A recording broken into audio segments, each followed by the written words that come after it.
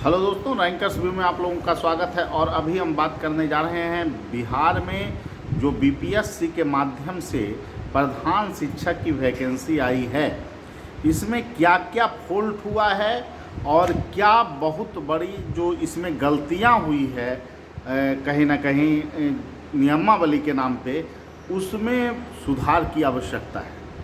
निश्चित रूप से कल आप विधान परिषद के पटल पर भी देख रहे थे कि हंगामा इसको लेकर चल रहा था और यह मामला बेहद ही गंभीर है। मैं पहले भी बोलते आया हूं कि बिहार में नियमावली जो बनती है शिक्षकों की, उसमें खास करके जानबूझकर इतने त्रुटि भर दिए जाते हैं कि उसमें नियमावली के नाम पर आप बहाली को सिर्फ लटकाने का काम करें।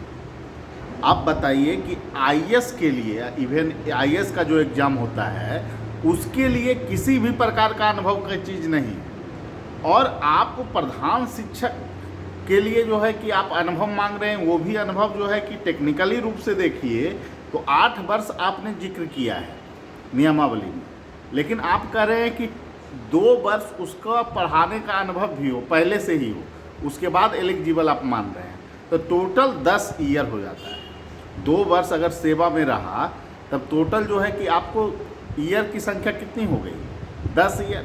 और 10 ईयर बाद आप संपुष्टि दे रहे हैं इसमें कि आप प्रधान शिक्षक बनने के योग्य हैं। तो ये तो सबसे बड़ा मापदंड है कि आपने इतना बड़ा इसमें अनैतिक काम किया है कि इससे टेट सीटेट जो पास शिक्षक हैं या बीटेट पास शिक्षक हैं, जो अधिक योग्य शिक्षक हैं, वो पहले ही प्रधान शिक्षक की भर्ती से बाहर हो चुके हैं। और इसमें शामिल होने वाले लोग कौन हैं? 2004-05 में जो शिक्षा मित्र की भर्ती हुई, 6 में शिक्षा मित्र की भर्ती हुई, वही लोग इसमें एलिजिबल हो रहे हैं और वो बनेंगे अब प्रधान शिक्षक। मैं ये नहीं कह रहा हूँ कि उनको फॉर्म भरने का अधिकार नहीं होना चाहिए। शिक्षक पात्रता परीक्षा जो उसमें लिया गया था पहले, तो उसमें जो है कि वो लोग पास हुए, उसके बाद आपने उनको भी एलिजिबल दिया है। और निश्चित रूप से मौका मिलना चाहिए, सभी शिक्षकों को मौका मिलना चाहिए। इवन मैं तो ये कह रहा हूँ कि बीएड जो पास हैं और जो टेट पास किए हैं या बीटेट पास किए हैं, तो उन लोगों को भी आप मौका दीजिए। इससे क्या होगा, क्वालिटी ऑफ एजुकेशन को आप कहीं ना कहीं बढ़ावा देंगे और इससे गुणवत्तापूर्ण प्रधान शिक्षक जो है आएंगे। लेकिन कहीं से भी ऐसे प्रकार के नियम जो आप लाद रहे हैं, वो नियमावली को पूर्णतः खोखला कर रहा है। और निश्चित रूप से जो नियमावली बनाई गई है उससे योग्य प्रधान शिक्षक आप चाहते ही नहीं हैं। 40,000 प्लस की भर्तियां होनी हैं और इसमें आप टेक्निकल त्रुटि देखिए कि 2012 के बाद सीटेट परीक्षा, सीटेट का जो आप अनुभव मांग रहे हैं 2 बरस, तो अगर मान लिया जाए कि कोई 14 में अधिकांश शिक्षक भर्ती हुए हैं टेट पास, वो 2 बरस का अनुभव अगर पूरा करेंगे, 2 बरस के बाद सेवा काल के बाद आप अनुभव को जोड़ रहे हैं 8 बरस का, तब तो 2024 में पूरा होता है और वैकेंसी 2022 में आई है। तो इस आधार पर टेट पास तो सभी शिक्षक ही बाहर हो गए जो प्राइमरी एजुकेशन प्राइमरी के थे। अब इसमें एलिजिबल कौन हुए हैं? 6 to 8 वाले, और 6 to 8 वाले शिक्षक इसमें एलिजिबल हुए हैं जो 2 वर्ष को अवधि को पूरा किए हैं। तो ये जो त्रुटि है, इसको लेकर बहुत सारे छात्र जो हैं, जो टेट पास हैं, वो काफ़ी परेशान हैं और उनका लगातार फ़ोन आ रहा है।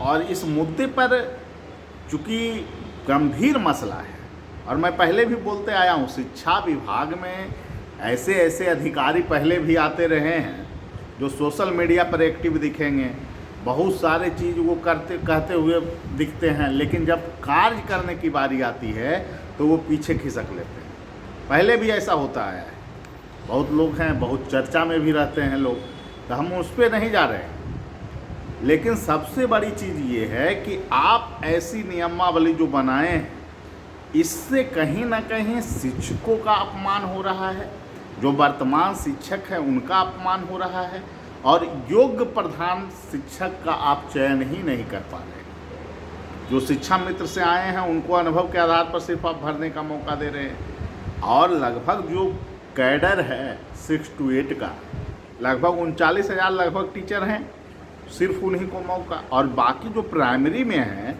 उनको तो आप भरने का मौका ही नहीं दे रहे हैं, वो तो कंपटीशन से ऐसे ही बाहर है। और वो लोग सोच रहे थे प्रधान शिक्षक में मौका मिलेगा, ट्रांसफ़र होगा, पदोन्नति का अवसर मिलेगा, तमाम तरह की चीज़ें हैं। और इसमें सबसे बड़ी बात है कि इससे पहले जो नियमावली आई थी उसमें कहा गया था कि 50% सीटें जो होगी प्रधानाध्यापक की हो या प्रधान शिक्षक की, वो ओपन होगी। मतलब उसमें कोई भी जो योग्यताधारी है, बीएड किया है, बीए पास है, वो फॉर्म भरने का हकदार होगा। और वो सीटेट बीटेट पास हो तो फॉर्म वो भर सकता है। और 50% सीटें ओपन होगी, और ओपन में अगर उनका मेरिट में स्थान बनता है तो उनको भी मौका मिलेगा। लेकिन नियमावली में एकाएक परिवर्तन, आखिर क्यों परिवर्तन हुआ?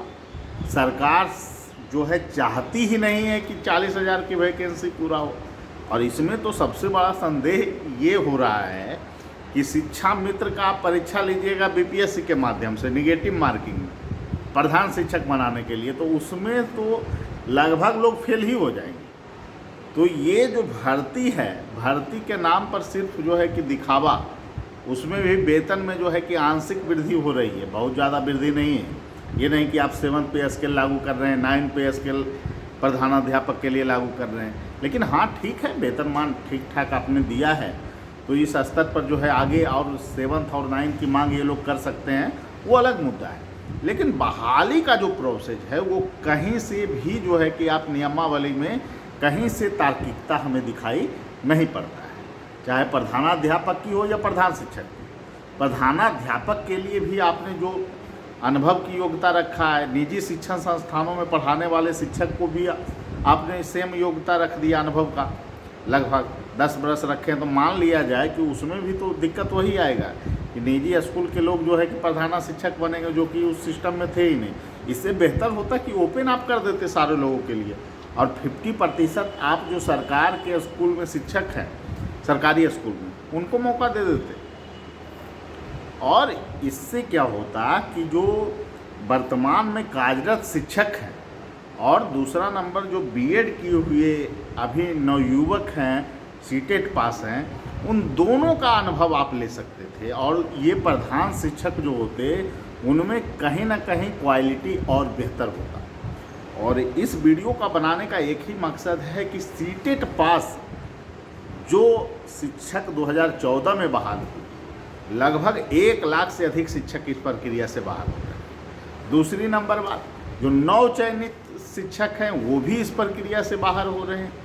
और तीसरी नंबर बात ये है कि जो लड़के, बहुत सारे ऐसे युवक हैं जो सीटेट जो है पास किए हैं और उसके बाद फिर आपको बीएड किए हुए हैं, उनको मौका आप क्यों नहीं दे रहे हैं? अनुभव के नाम पर ये इतनी बड़ी भेदभाव क्यों? जबकि आपको बड़े बड़े एग्ज़ाम में इंडिया में जो है देखा जाता है कि आपको अनुभव को इतना ज़्यादा तरजीह नहीं दिया जाता। प्रधान शिक्षक के लिए तो कोई विशेष योग्यता की ज़रूरत ही नहीं थी। प्रधानाध्यापक में आप अनुभव मांग रहे हैं तो एक बात समझ में आती है, लेकिन उसमें भी अनुभव का जो सीमा रखा गया है तो उसमें तो शिक्षक ही नहीं मिल पाएंगे। तो ये तमाम तरह की गड़बड़ियाँ दूर होनी चाहिए और निश्चित रूप से जो प्रधान शिक्षक नियमावली है इसमें सुधार की आवश्यकता है। और जो बीपीएससी के थ्रू वैकेंसी जो अभी आई है, इसमें नियमावली को पुनः सुधार करके ही इसको लागू कराने का प्रयास किया जाए तो बेहतर होगा। ठीक है, सभी लोगों को धन्यवाद, फिर मिलेंगे अगले वीडियो में। Thank you.